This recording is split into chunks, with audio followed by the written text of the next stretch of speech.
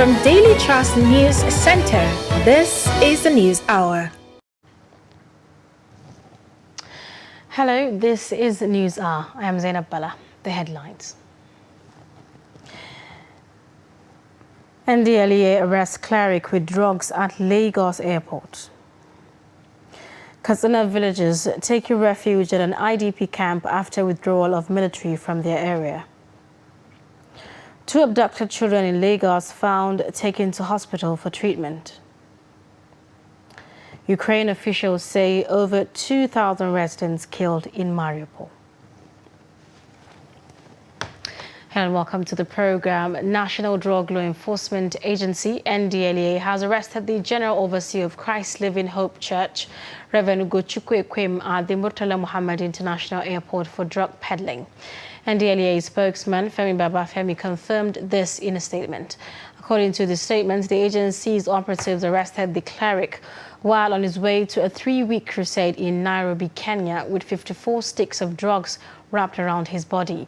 The popular preacher has his church headquartered in Isioncha Mbaku Road, Oka, Akwa North local government area of Anambra State, and 2 other branches in Lagos and Abuja. Similarly, the operatives arrested another passenger, Nakai King, who arrived at the airport on Ethiopian Airlines flight from Sao Paulo, Brazil, via Addis Ababa, with 40 parcels of cocaine concealed inside the bottles of body cream with a gross weight of 9.70 kilograms.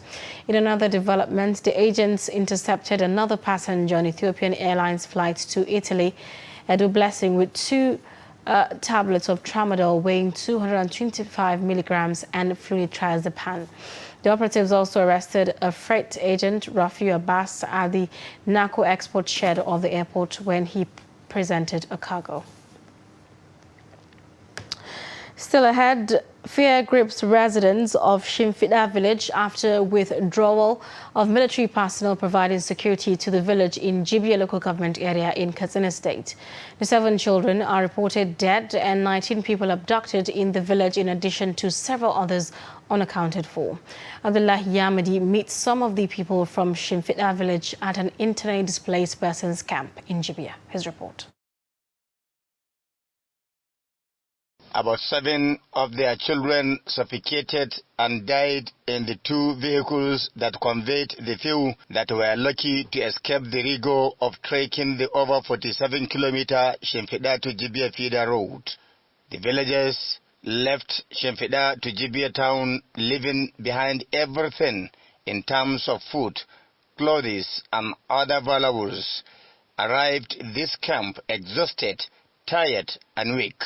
The over 15,000 residents of Shimfiɗa village arrived in Jibia, while others proceeded to some communities in Madarumfa area of Niger Republic, where they are taking refuge, leaving behind a woman on labor, about 18 old men and women who are very weak and tired.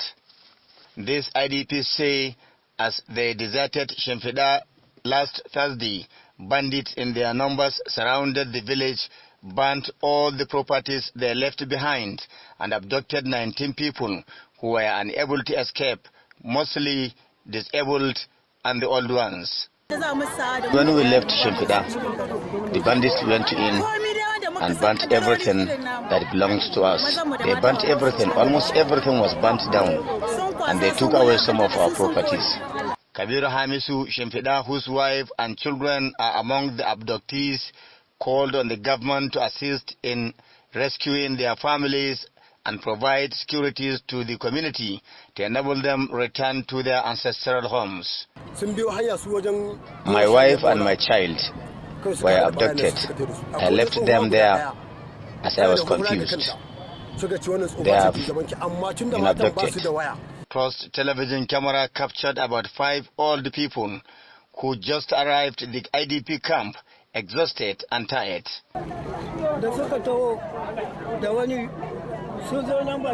Everybody ran for safety and left us in the village. The bandits came and abducted us, but we were lucky. We were freed. They know we have nothing to pay ransom, and there is nobody left to pay for us.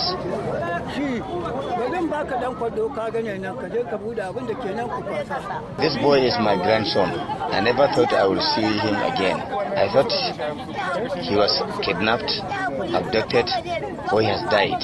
Though there is no official IDP camp in Katsina State, there are over 8,000 internally displaced persons from Shemfeda village alone taking refuge in this primary school. The IDPs require urgent attention to cushion some of their hardships, especially food, clothing, and shelter. There are about 9 of them, but at this point in time I will passionately call on the authorities concerned to come to our aid. We are in their need.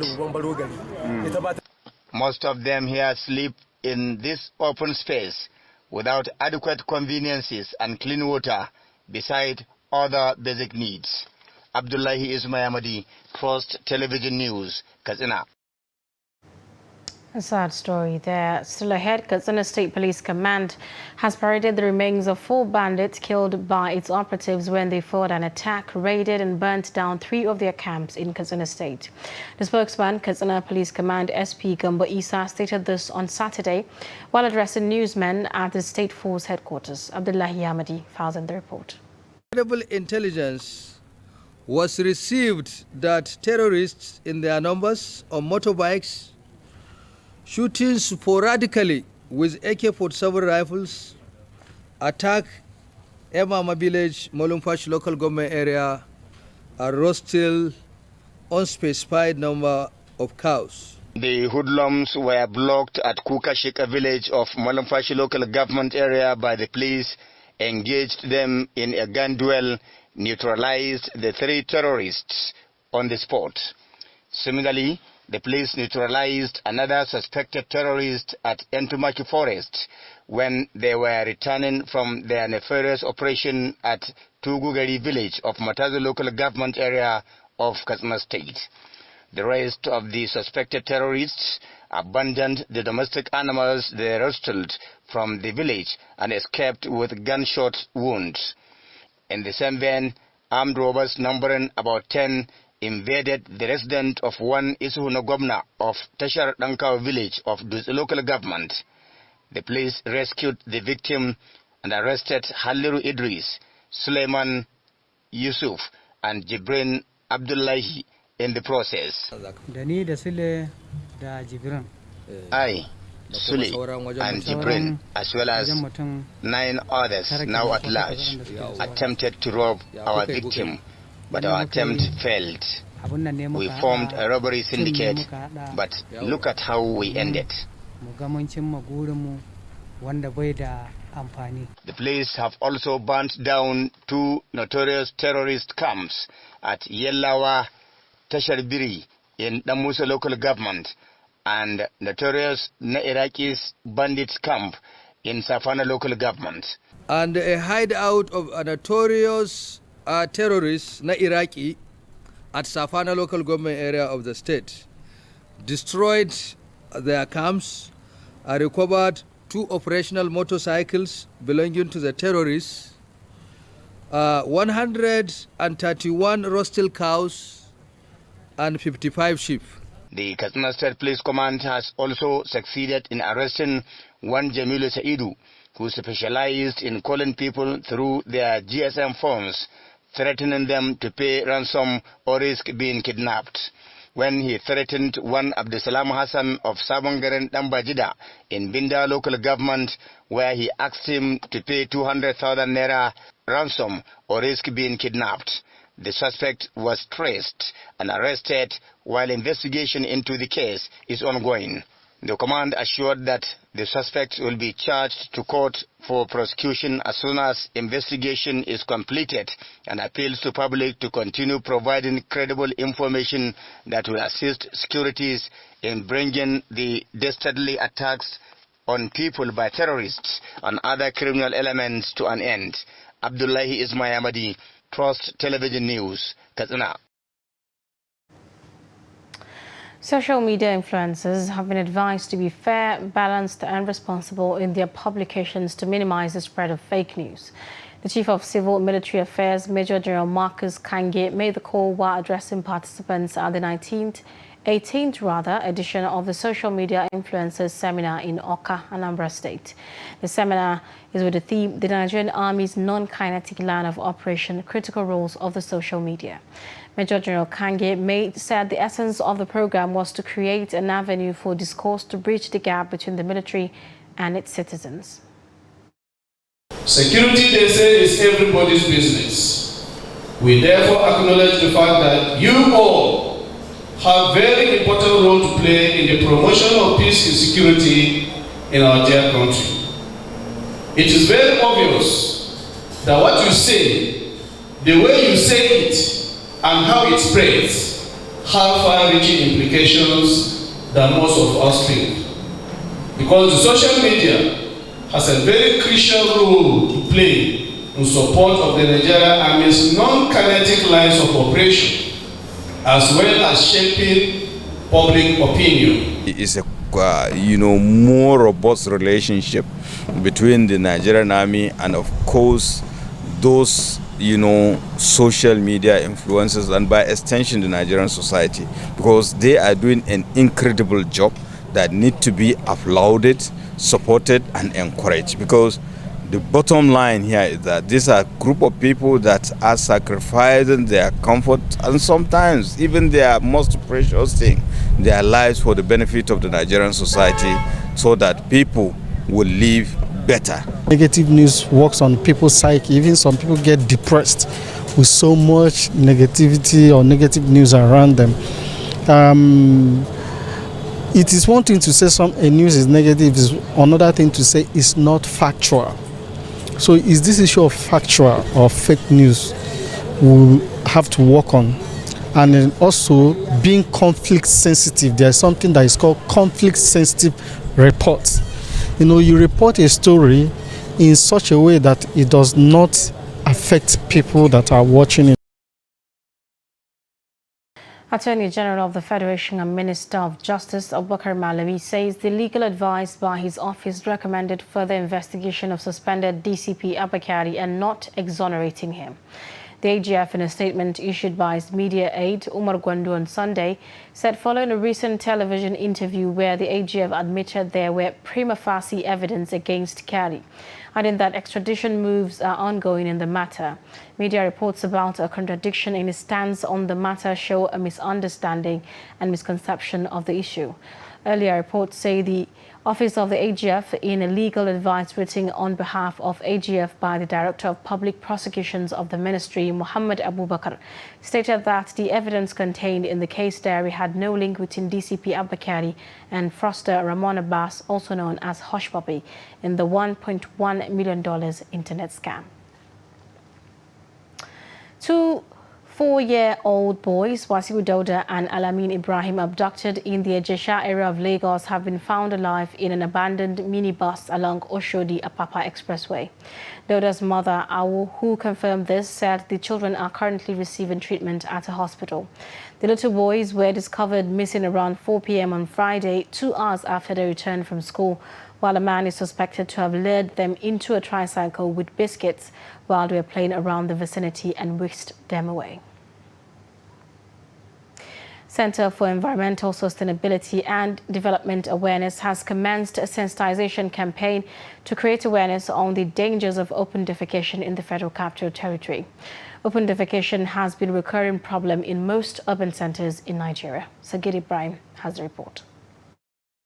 According to the United Nations Children's Fund, UNICEF, the rate of open defecation in Nigeria has remained steady at 23%, and as many as 46 million Nigerians still defecate in the open.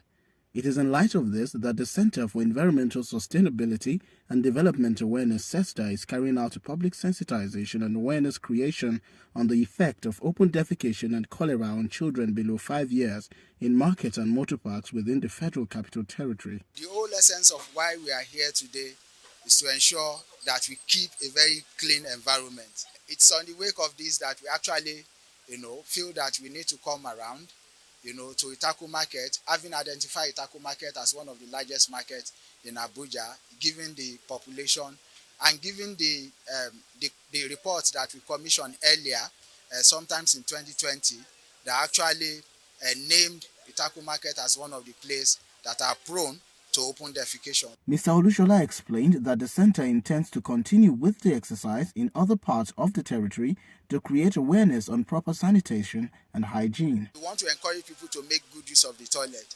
So, and that's why, we are here today. One, to ensure that we clean up the market, which we have done in the morning. Then secondly, to make sure that we sensitize people. This continues. It's not limited to Itaku Market. We have equally mapped out some other markets in Abuja, as well as motor parks in Abuja.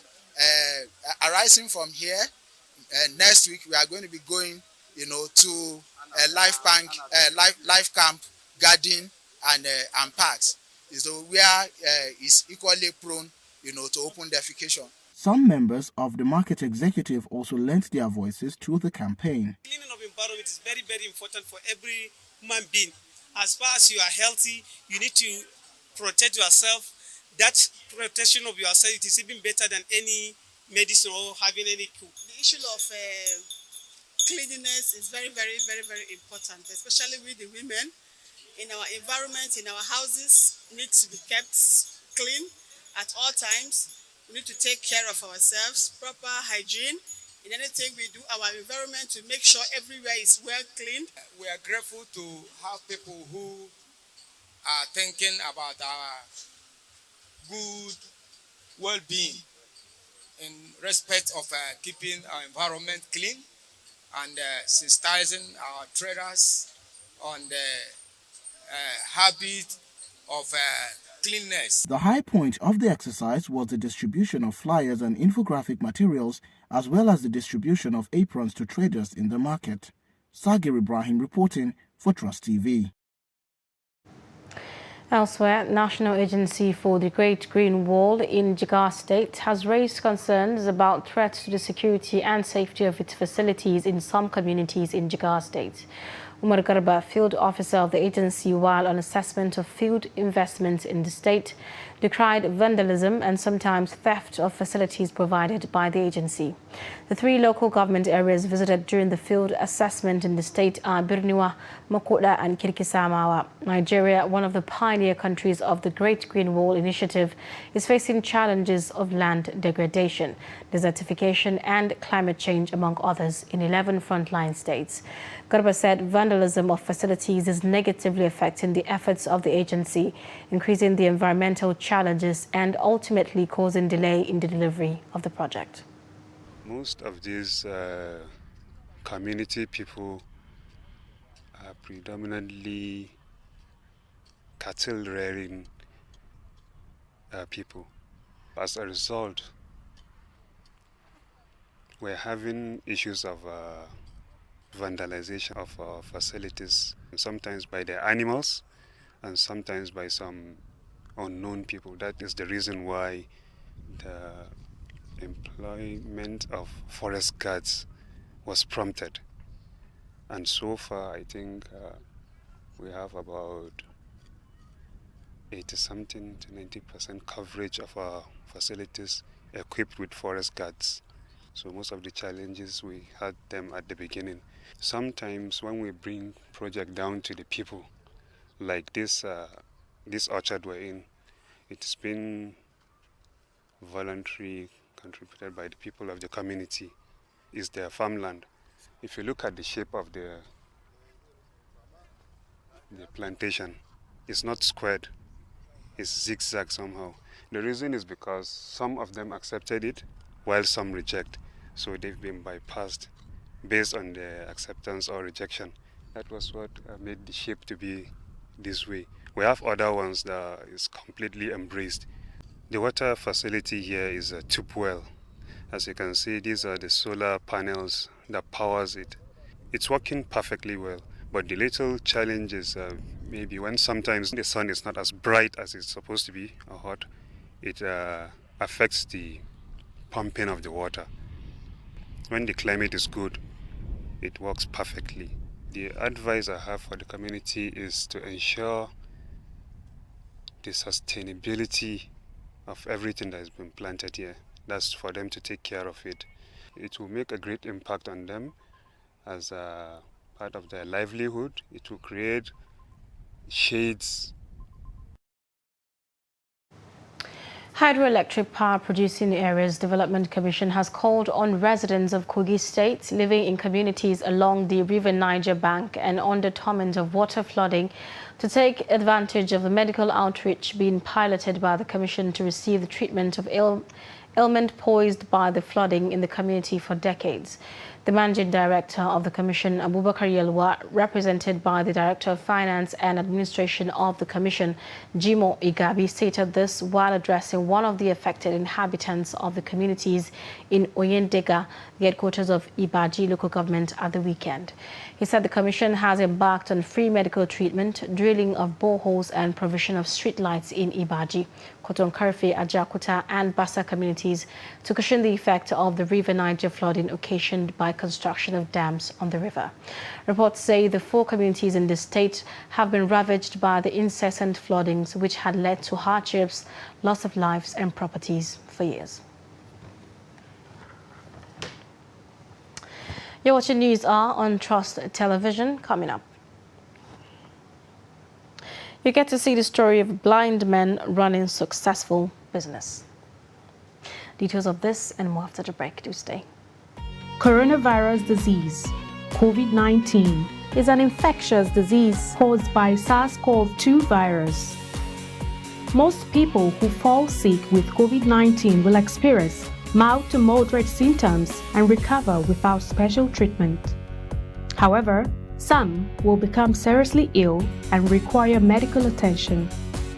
The virus can spread from an infected person's mouth or nose in small liquid particles when they cough, sneeze, speak, sing, or breathe.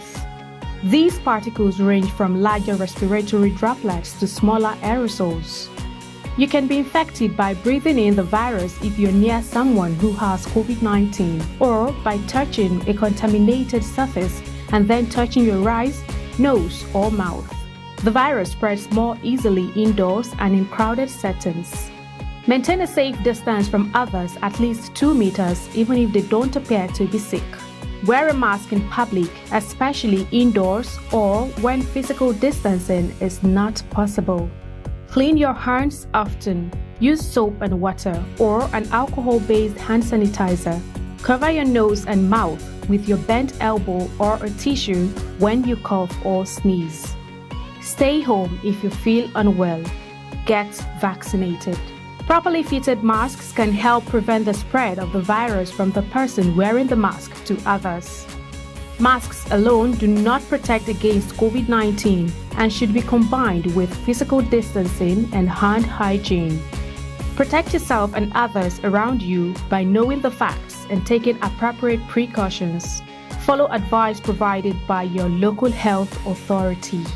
This message is brought to you by Trust TV.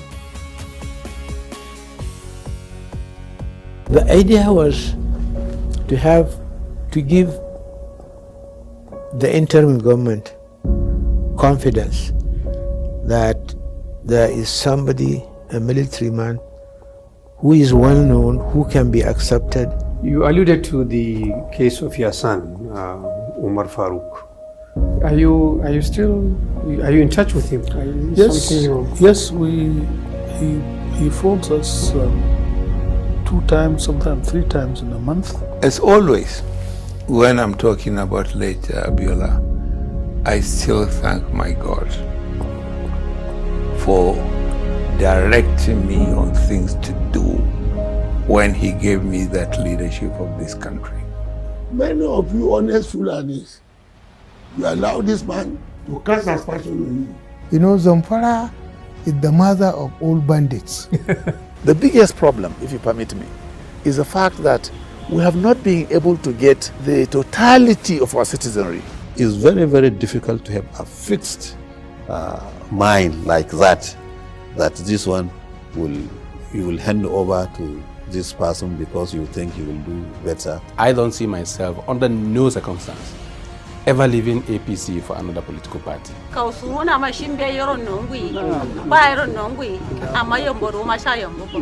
Here on the Mambila Plateau. And this is where the hydroelectric power dam is supposed to be constructed. Most people in Nigeria are ignorant of the fact that employing a child as a maid is in fact against the law. Access to the textile mill has been very difficult. I believe, or I think that if you want to make money, it should be in a place where there are not plenty of people that can do what you do. From the way things are happening now, I don't think the two parties will make any impact. I've been talking about the updates concerning the campaign of Nigerian Super Eagles in Abuja. Bola Tinubu has informed President Muhammadu Buhari of his ambition to contest for the position of president. To be self-reliant, a blind man defies all odds to become a carpenter in Gombe State. The country is now experiencing a fourth wave of the COVID-19 pandemic with the emergence of the Omicron variant. Talks are ongoing between NRC management and the union.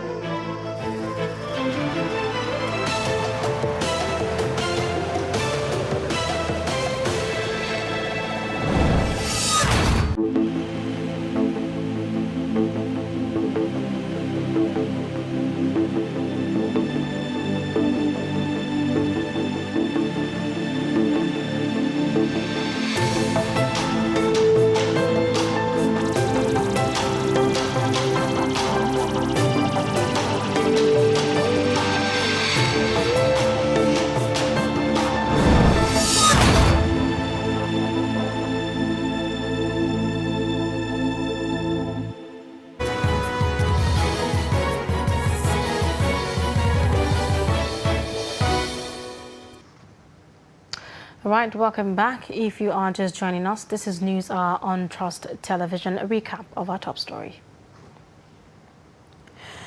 NDLEA has arrested the General Overseer of Christ Living Hope Church, Reverend Ugo Chukwuekwem, at the Murtala Mohammed International Airport for drug peddling. Still ahead, Nigeria Center for Disease Control has confirmed 8 new cases of coronavirus in the country. The agency, in its latest update for Sunday, March 12th, said the cases were reported from 2 states. For the 22nd consecutive day, no new deaths as a result of COVID-19 complications have been reported in Nigeria, while the COVID-19 death toll in the country remains unchanged at 3,142.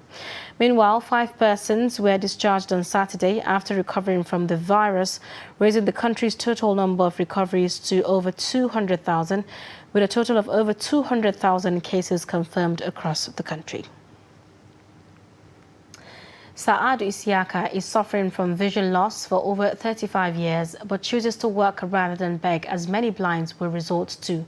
He grinds dried cassava with 2 of his brothers, Nasru and Suleiman Isiaka, in Ejiasopo local government area of Oyo State, making them popular among locals. Food made from alibo flour is a favorite menu on the table in this community. Little wonder that Saadu and his brothers find consolation earning livelihood from grinding dried cassava. The 3 are blind but motivated and courageous. Saadu lost his vision in his mid-30s after trying orthodox and traditional medicine without success. He now runs grinding dried cassava business with near perfection.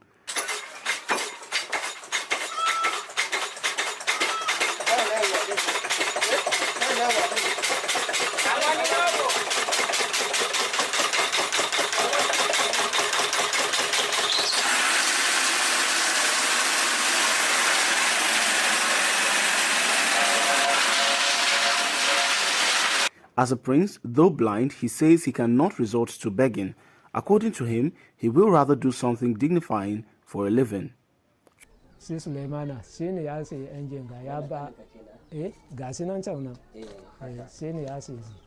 It was Suleiman that first bought the machine and gave it to some people to run, but they later left. I learned how to operate the machine on my own, and I can start the machine including putting its belt. I have never gotten injured all along and no incident happened. The machine is getting old and we want to replace it. If we get assistance, we would be happy. He is still ambitious and expanding his horizons by venturing into other vocations. 2005. I started experiencing this eye problem in the year 2005. I used to be a motorcycle mechanic. I'm married with 2 children. I actually spent a lot of money on the treatment of this eye problem with no remedy. So since then, I haven't had anything to do except with friends who often help me. Some of my friends even went to the extent of making me gain back my vision, but to no avail. I only attended elementary school, where I had my first living certificate in 1985.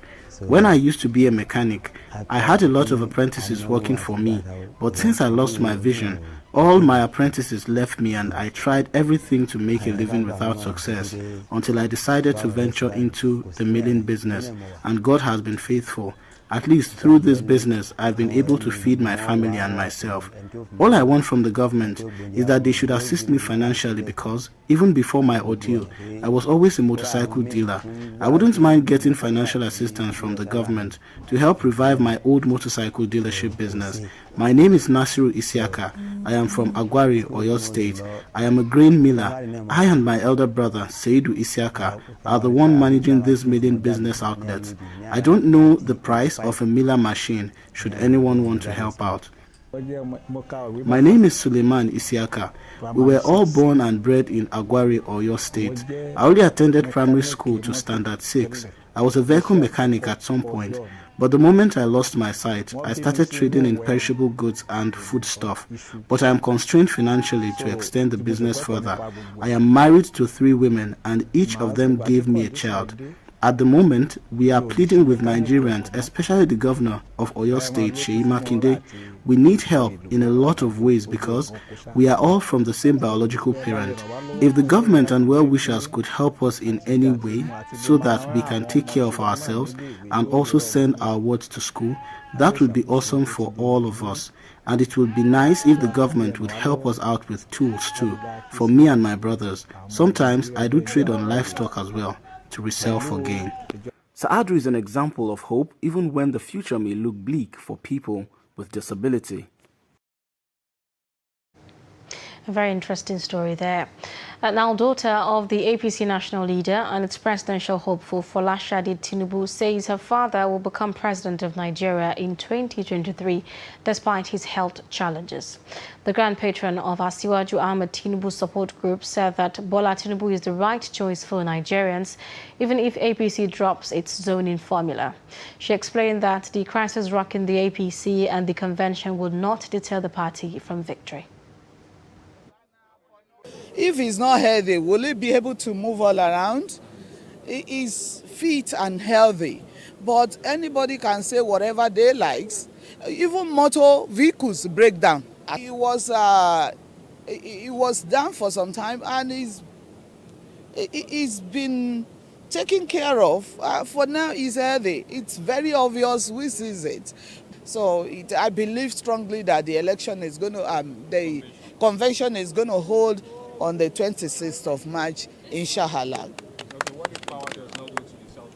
It will go, inshallah. So talking politics, the group Rochas People's Movement on Sunday asked the leadership of the All Progressive Congress to microzone its presidential ticket to the Southeast geopolitical zone. The group's national coordinator, Njoku Okechukwu, and its national secretary, Eze Ngochukwu, in a statement issued on Sunday, said APC should demonstrate patriotism by allowing the Southeast zone the opportunity to produce the next president of the country. According to the group, Nigeria presently needs a president that can unite the country, create wealth by engaging unemployed youth, as well as care for the weak and indigent ones in the society. Chieftains of the All Progressive Congress, APC, have been speaking on the factors leading to the lingering leadership crisis rocking the party ahead of the 2023 elections. Some of them attribute the crisis to inordinate ambitions, struggle for political relevance, lack of assertive leadership as some of the factors tearing the party apart. Trust TV's Shafiu Suleiman reports. The embattled chairman of the party's caretaker and extraordinary convention planning committee, Mema Labuni, has been accused of planning to delay the gathering as a strategy to realize his political ambition, leading to a series of postponements of the party's convention. The biggest problem here is not the confusion and the interest that is playing this whole balloon. It's about the laws that establish the procedural operation of the party. Are we in tune with the procedure of the party or not? That is where we should pay serious attention to. Because lack of following due process or frequent procedural violation could lead to the party not even presenting candidates for the 2023 election. And this is a very serious problem. We've seen it in Zamfara State, and we've seen it happening in so many places. So we should be very, very careful about playing party politics without recourse to the law. What simply needs to be done is to give every member of this party a sense of belonging. Not forgetting the founding fathers and the parties that came together to form the APC. One, which is the CPC, led by President Mohamed Buhari, the ACN, led by Aswaju Ahmed Tinubu, ABGA, led by Rocha Sokrocha, ANPP, led by Yari, Shetima, Obenon, and the host of them. A Gestapo-like leadership takeover staged by a group of governors through the Niger State Governor Sani Bello, who is also a member of the CECPC, is alleged to be a desperation to hijack the party and decide who runs its affairs and, by extension, the various anticipated contests. Most of them are leaving governors. They are exiting. After 2023, there is no position again for them to occupy than higher offices. So they are all aiming for higher offices. Most of them are bidding for deputy vice presidential offices, so they have their own interests. Some people want the zoning to be done to the south. Some people want zoning to be open. Let the presidency come from anywhere. People like us, we don't believe in zoning. We believe that the zone of influence should produce the president. Wherever we have a massive vote, we should pay attention to that zone. So some people say no, that it should be zoned to the south. They hide under the guise of being fair so that they can be vice presidents. This party should, as a matter of urgency, to respect the rule of law and obey the court judgments and orders where they exist. When this is done, it will also give everyone a sense of belonging. With the scheduled March 26 National Convention shrouded in uncertainties due to threats arising from litigations, possible breach of INEC and party guidelines, concerns remain on the ability of the ruling party to navigate through the landmines and still emerge stronger. Shafiu Suleiman, Trust TV News, Abuja. There you go. Now, prospective voters in Bauchi State raise alarm that will-be voters are extorted in the ongoing continuous voter registration exercise in the state. They express hope to get their cards ahead of 2023 elections. Adamu Imam reports that the online free registration is still ongoing in some designated internet cafes in Bauchi State. Here is the report. People who are eligible to vote and be voted for express worries over some of the officials that are responsible of handling the ongoing voter registration exercise. Aisha Muhammad and Dahiru advise INEC to do more for Nigerians to get it right once more. Something to do with the voters registration card, because one of my daughters went out for the registration card, and what she was told was that she has to pay 500 naira before she could be able to get the registration card. So now she came back home and told me that a lot of people are going because they ask for money. So what she was thinking was that it was going to be given free. So now we are planning that after her exams, I'll give her the 500 naira, let her go and get it. I think they have to do something about it, because to my own belief is it has to be given free. So that if really we wanted to change whatever it is, because that voter's card is your answer. So I pray and hope that those that are involved in it will see through it. to extend the means of reaching those at the grassroots, either through communication, or expanding their offices, or expanding their services. So I am advising on that.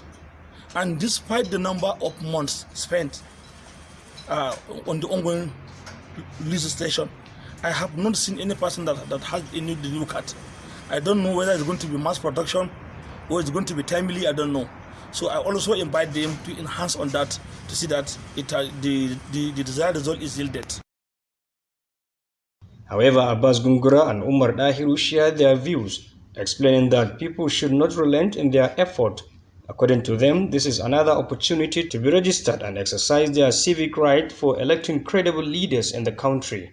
Vehicle that will give you an opportunity to elect whoever you want to lead you in this country or in whatever position of your choice. So therefore, the voting, the voters' registration is very, very important. It's very, very paramount. Once you have this voters' card, you have the opportunity to elect whoever you want. But once you don't have it, it is a civil responsibility, and some people are turning away with their civil responsibility. We are appealing for more awareness because this permanent voter card is their weapon to elect leaders of their choice.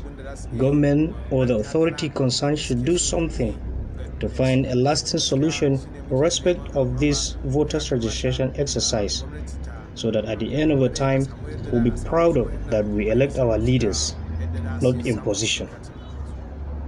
On the other hand, the Independent National Electoral Commission recently held a stakeholders meeting in ensuring all hands must be on deck to salvage the nation while using voter card wisely by the people during the conduct of the election proper. Adam Imam, Trust TV News, Bauchi. All right, let's take a quick breather. I'll see you in a moment.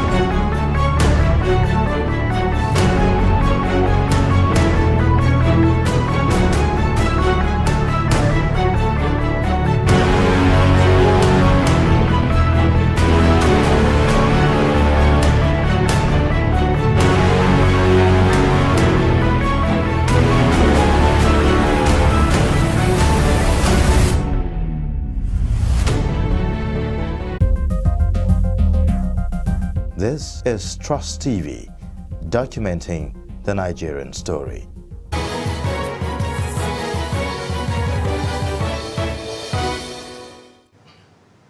All right, welcome back. Thank you for staying. Now let's head to Bauchi State, where the governor, Bala Mohammed, says there are no plans to scrap Sangaya schools across the state.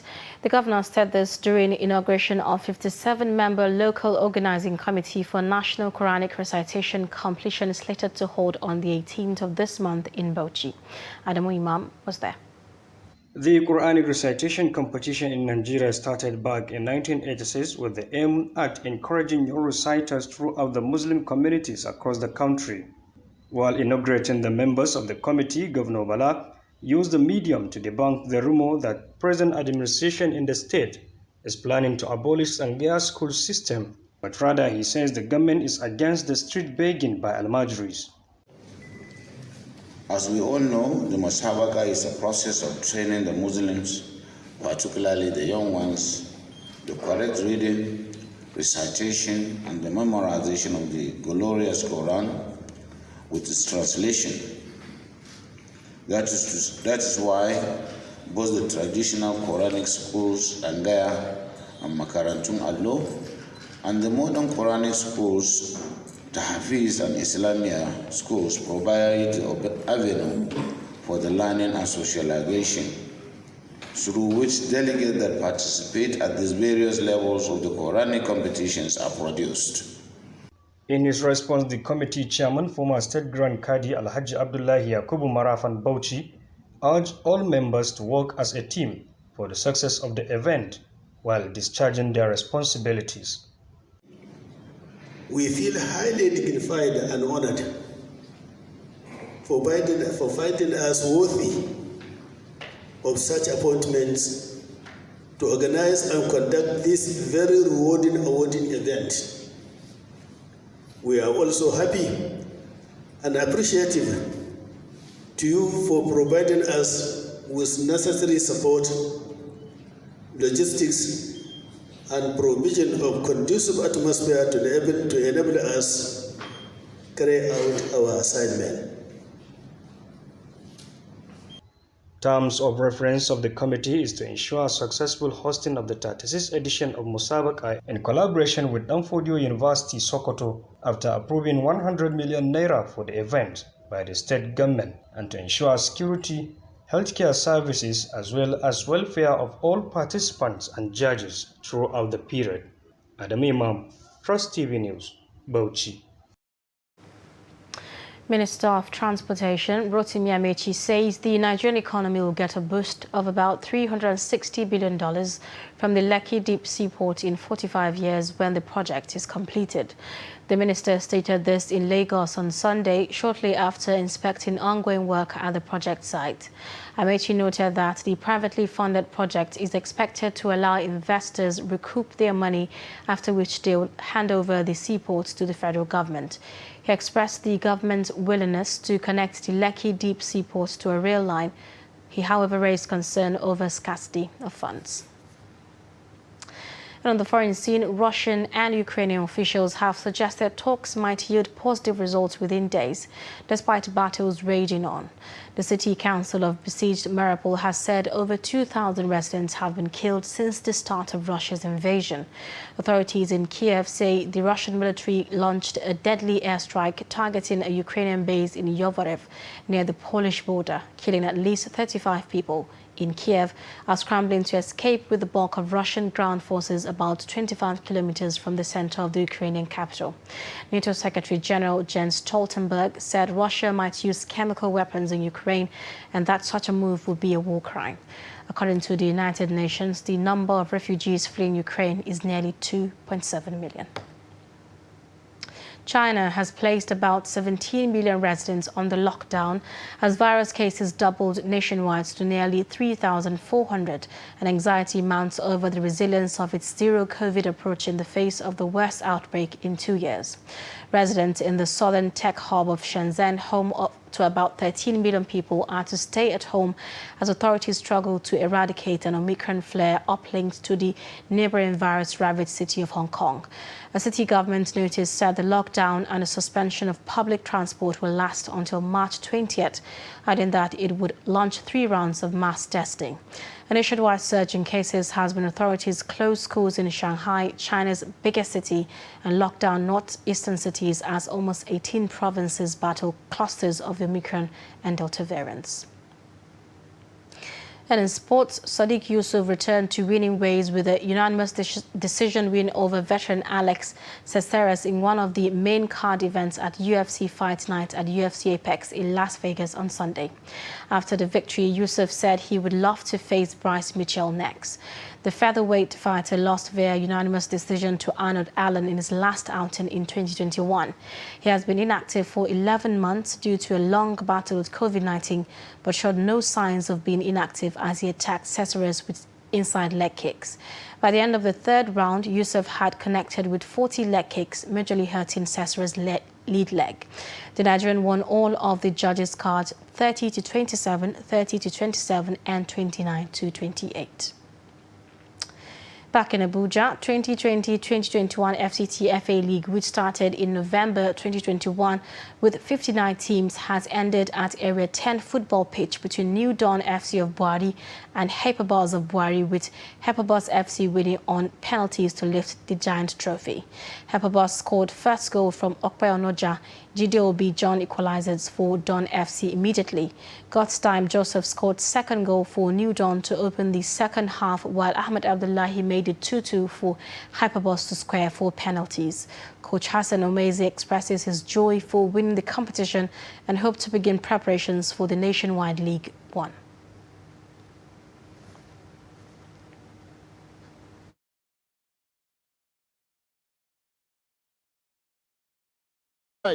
You know, they give us a very tough fight, but at the end of the day, we turn out to be victorious.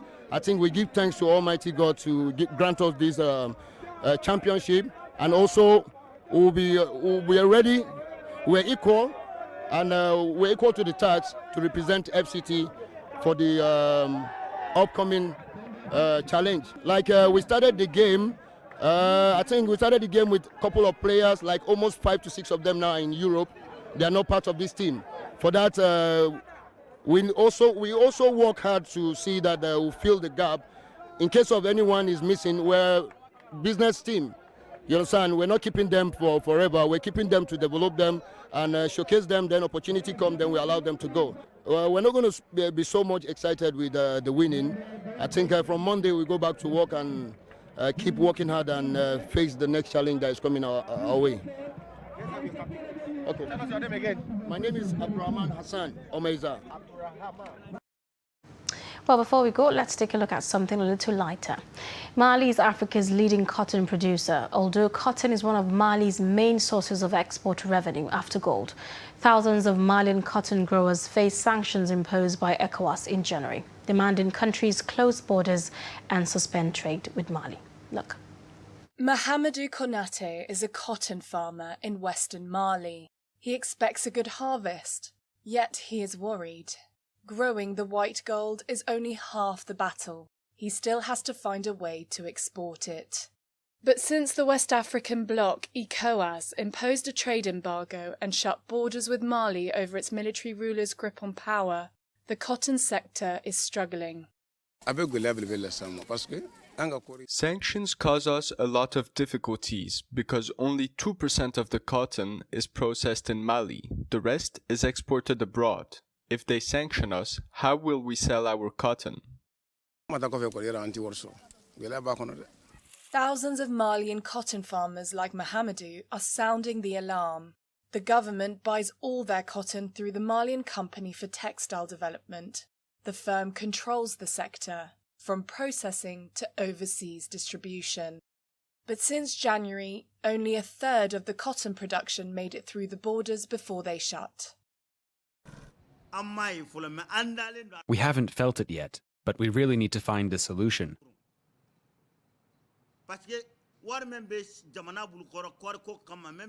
If CMDT's reserves were to run out without us being paid, it would be a disaster.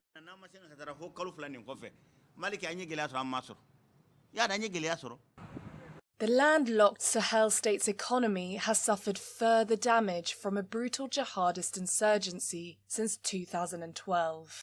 Cotton is Mali's second export after gold and a key source of foreign exchange, explains cotton sector expert Abdel Rahman.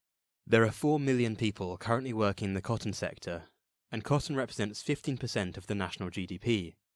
There are more than 400 billion CFA francs circulating in the cotton sector in a very good season. This planting cycle is projected to produce 82,000 tonnes, compared to only 147,000 tonnes during the last one. Lured in by high prices set by the state, more producers turn to white gold. Meanwhile, the sanctions continue. The farmers now hope the gamble will pay off.